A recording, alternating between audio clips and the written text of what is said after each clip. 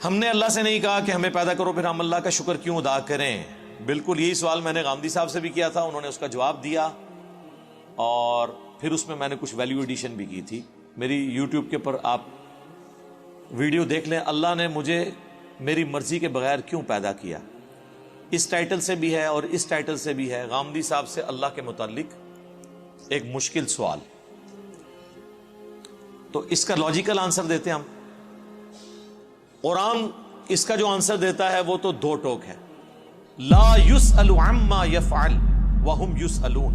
اللہ کو کوئی پوچھ نہیں سکتا کہ اللہ نے یہ کام کیوں کیا, وہ ہر ایک کو پوچھ سکتے ہیں کیونکہ وہ کریٹر ہے. اللہ نے تو اس سوال کو بین کیا ہے.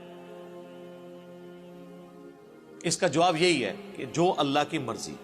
اچھا اب آ جائیں لاجیکلی, چونکہ پورے قرآن کا ایک مقدمہ ہے نا, اللہ کا شکر میں کیوں ادا کروں. اس لیے میرے بھائی, آج بھی اگر آپ کو کوئی یہ آفر کرے, پہلے تو چھوڑ دیں کہ تم اپنی 50-60 سال کی زندگی میں بس یہ ایک موٹی موٹی چیزوں کا خیال رکھ لو, روزانہ 5 وقت کی نماز ہے, رزق حلال اور حرام میں فرق کرنا ہے, شریعت کی چند ایک پابندیاں ہیں, سیکس ڈسپلن ہے جس میں ہمارا ہی فائدہ ہے کہ ہم کوڑ کوڑ کے زندگی نہ گزاریں, ایک ہارمونی کے ساتھ زندگی گزاریں.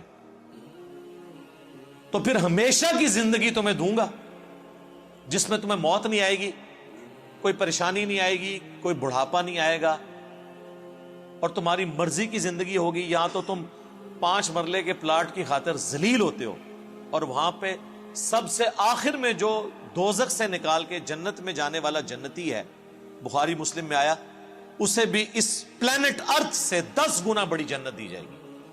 پلانٹ ارتھ جس کا صرف سرکمفرنس ہی 40,000 کلومیٹر ہے, یعنی آپ یہاں سے چلیں نا تو 40,000 کلومیٹر کے بعد آپ واپس یہاں پہنچتے ہیں.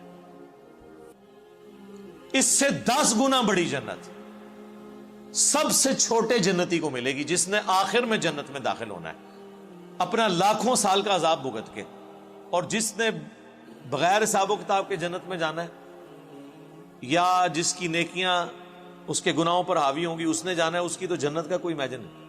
تو میرا خیال ہے دنیا میں کوئی انسان نہیں جو یہ آفر قبول نہ کرے, کیونکہ انسان کی دل میں جو اللہ نے شہوات کی اٹریکشن اور محبت رکھ دی ہے وہ اس کی متقاضی ہے کہ وہ اپنی اس ٹیسٹ کو ختم نہیں کرنا چاہتا.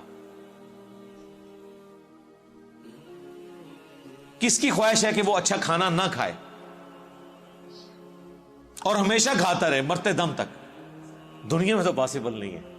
کھانا پینا چھوٹ جاتا ہے, بیماریاں ہو جائیں تو خریدنے کی قوت کے باوجود آپ کھا پی نہیں سکتے. دنیا میں ارب پتی لوگ ہیں جو نمک مرچ والا کھانا بھی نہیں کھا سکتے, معدہ اجازت نہیں دیتا. اللہ نے سب کو بیلنس رکھا ہوا ہے, کسی کو ایک معاملے میں اوپر کیا تو دوسری طرف سے اس کی آواز نکال دی ہے.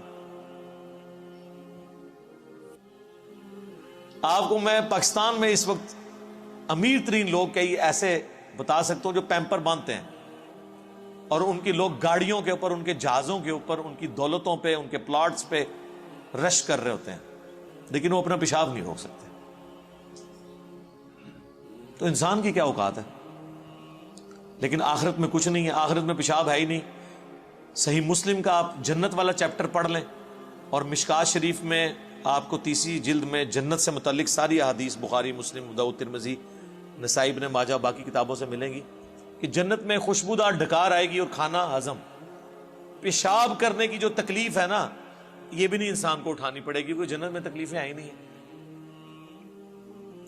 اور جنت میں آپ کا پیٹ کا بھرنا نہ بھرنا یہ آپ کی مرضی سے ہے. آپ لذت کے لیے کھائیں گے. دنیا میں تو آپ لذت والی چیز تھوڑی دیر کھائیں تو پھر پیٹ جواب دے جاتا ہے. نہیں, جنت کی کسی نعمت کو فنا نہیں ہے. آم توڑ کے کھائیں گے پھر آم دوبارہ اگ جائے گا اسی وقت ہی, کسی چیز نے ختم نہیں ہونا. اتنی بڑی بڑی نے. اور سب سے بڑی بات, کن فیکون جو اللہ کی کوالٹی ہے وہ کسی درجے میں اللہ تعالیٰ اپنی مخلوق کو اس حوالے سے دے دے گا کہ اس کی خواہشات کی تکمیل ہوگی جنت میں. جو خواہش کرے گا, جو سوچے گا اس کے سامنے آ جائے گا. یہ تو کوالٹی صرف اللہ کی ہے, لیکن انسان کو اللہ تعالیٰ یہ کوالٹی وہاں پہ دے دے گا. تو یہ کتنا سستا سودا ہے, چند سالوں کی زندگی دے کے ہمیشہ کی زندگی حاصل کر لینا. نہ ختم ہونے والی. تو اب مجھے بتائیں اس اللہ کا شکر ادا کرنے کا دل نہیں کرتا کہ جو اکیلا تھا, کسی کو نہ بھی پیدا کرتا, اسے کو پوچھ نہیں سکتا تھا, اس کا پہلا احسان کہ اس نے پیدا کیا, اس کے بعد ایک آفر رکھی, اتنی زبردست قسم کی آفر. ہونا تو چاہیے تھا 1 ارب سال کی زندگی کے لیے 1 کروڑ سال تو یہاں مشقت کروائی جاتی دنیا میں, لیکن اس نے چند سال کی مشقت مانگی, اور وہ بھی مشقت نہیں ہے, نارمل لائف ہے, بس صرف لائف کا ڈسپلن ہے, اور ہمیشہ کی زندگی دے دی. تو جو اللہ اکیلا ہونے کے باوجود اپنے ساتھ اتنے لوگوں کو آفر دے کہ آؤ میں تمہیں وہ کوالٹیز دوں گا جو میری کوالٹیز ہیں. موت کسے نہیں آتی؟ اللہ کو. انسان کو بھی موت نہیں آئے گی. دیکھیں نا, یہ تھوڑی بات ہے, دنیا میں موت آنی ہے نا, جنت میں موت نہیں ہے. صحیح بخاری میں حدیث ہے کہ موت کو مینڈے کی شکل میں لا کے جہنم اور جنت کے درمیان ذبح کر دیا جائے گا, اور ندا کی جائے گی جنتیوں مبارک ہو, آج کے بعد تمہیں کبھی موت نہیں آئے گی, بے فکر ہو کے زندگی گزارو. اور جہنمیوں کی حسرت میں اضافہ ہوگا کہ تمہیں بھی موت نہیں آئے گی, تم بھی اس تکلیف میں زندگی گزارو. اللہم لا تجعلنا منہم, اللہم اجرنا من النار, ربنا اصرف عنا عذاب جہنم ان عذابها کان غراما. آمین.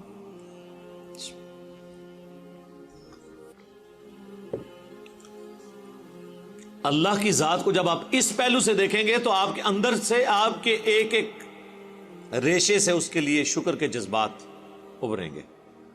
ہم تو اپنے ساتھ اپنی اس دولت میں جو اللہ نے ہمیں دیا کسی کو شریک کرنے کے لیے تیار نہیں ہے, اور اللہ تعالی اپنی خدائی صفات کے اندر آپ کو آپشن دے رہا ہے کہ آپ کو بھی موت نہیں آئے گی, آپ کو بھی ہر وہ چیز ملے گی جس کی آپ خواہش کریں گے,